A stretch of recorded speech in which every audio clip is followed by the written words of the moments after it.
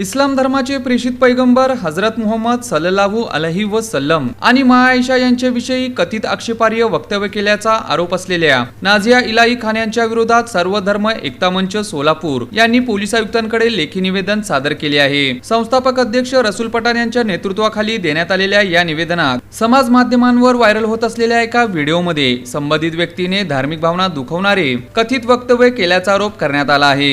या कथित वक्तव्यामुळे मुस्लिम समाजासह इतर धर्मीयांच्या भावना दुखावल्या जाऊन समाजात तणाव निर्माण होण्याची शक्यता असल्याचे या निवेदनात नमूद करण्यात आले आहे। या निवेदनात भारतीय राज्यघटनेतील धर्म स्वातंत्र्य आणि अभिव्यक्ती स्वातंत्र्याचा उल्लेख करत सार्वजनिक सुव्यवस्था व धार्मिक सलोखा अबाधित राखण्यासाठी प्रकरणाची कायदेशीर चौकशी होणे आवश्यक असल्याचे म्हटले आहे। तसेच प्रथमदर्शनी गुन्हा आढळल्यास भारतीय न्याय संहितेतील लागू तरतुदीनुसार एफआयआर दाखल करून निष्पक्ष तपास करण्याची मागणी यावेळी करण्यात आली। या निवेदनाप्रसंगी दास शेळके, विजयकुमार हत्तुरे, राज सलगर, सकलेश बाबुळगावकर, रसूल पठाण, विलास कटकधोंड आदी उपस्थित होते। आजच आम्ही सोलापूर पोलीस आयुक्तालयाला निवेदन दिलेलं आहे। ते निवेदन सर्व धर्म समविचार सोलापूर या संघटनेमार्फत निवेदन दिलेलं आहे। निवेदनाचा विषय असा आहे की आज देशामध्ये एक लाट आलेली आहे की ज्या त्या धर्माच्या प्रमुखांना त्यांच्यावर टीका करायची, टीका टिप्पणी करायची आणि प्रसिद्धीचा झोत स्वतःकडे ओढवून घ्यायचा, असा प्रकार या देशामध्ये सतत होत आहे। तरी सुद्धा लोकांनी स्वतःच्या भावनेवर कंट्रोल ठेवून या शांतता व सुव्यवस्था ठेवण्याचा प्रयत्न केलेला आहे। परंतु हे किती दिवस चालणार? कारण ह्याच्या अगोदर बागेश्वर बाबा नामक व्यक्तीने छत्रपती शिवाजी महाराजांच्या बाबतीत असं वेडवाकडं वक्तव्य केलं, महात्मा ज्योतिबा फुलेंच्या बाबतीत वेडवाकडं केलं, डॉक्टर बाबासाहेब आंबेडकरांच्या वर पण एखादा कुठला तर उठतो आणि काय तरी बोलतो। म्हणजे या सतत कुणीतरी 1-2-3 महिने गेले की काय ना काय तरी असं वादग्रस्त वक्तव्य करायचं आणि शांतता व सुव्यवस्थेला धोका निर्माण करायचा।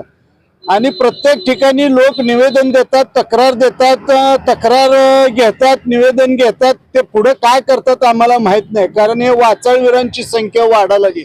तेव्हा शासनाला आमची विनंती आहे की अशा वाचाळवीरांच्यावर कडक निर्बंध घालावेत आणि त्यांना कशी शिक्षा लागेल अशा पद्धतीनं ती केस कागदपत्री व्यवस्थित करून पाठवून द्यावी। मी रसूल पठाण आज सर्व धर्म एकता मंचच्या वतीने सोलापूर शहराचे कर्तव्यदक्ष पोलीस आयुक्त मान्य एम राजकुमार साहेबांना आम्ही सर्व धर्मी एकता मंचचे निवेदन देण्यासाठी आलो होतो आणि मान्य आयुक्त साहेबांना निवेदन दिलेलं आहे।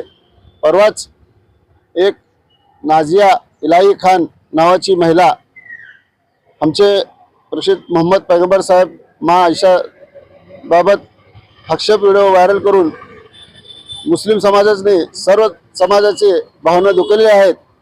आम्ही मान्य आयुक्त साहेबांना विनंती केली आहे की त्या महिलावर एफआयआर होऊन कठोरशी कारवाई व्हावी, यासाठी आम्ही सर्वजण इथं जमलेले आहेत।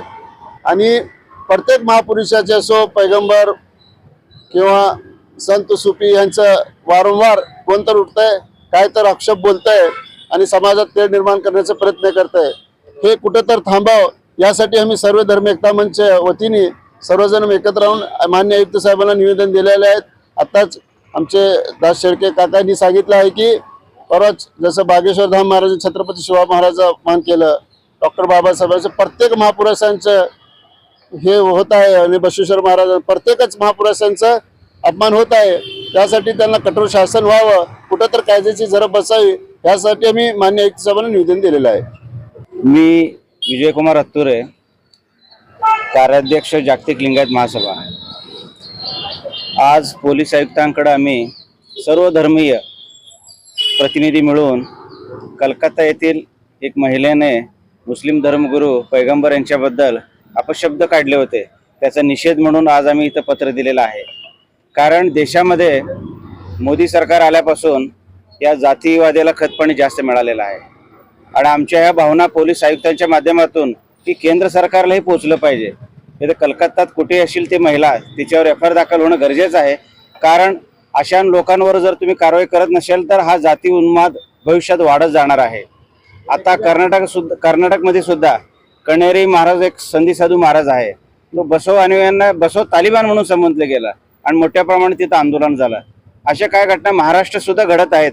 याचं कुठंतरी पायबंद घातलं पाहिजे म्हणून आज सर्व धर्म एकत्रित येऊन सोलापूर शहरातील एकात्मक आपलं शहर आहे, शांततेचं हे शहर आहे. आम्ही एक मेसेज देत आहोत की ह्या देशाला की आपण शासनाने याच्यावर कठोर कारवाई करावे, अन्यथा पुढील काही जर घटना घडल्यास त्याला शासन हे जबाबदार आहे.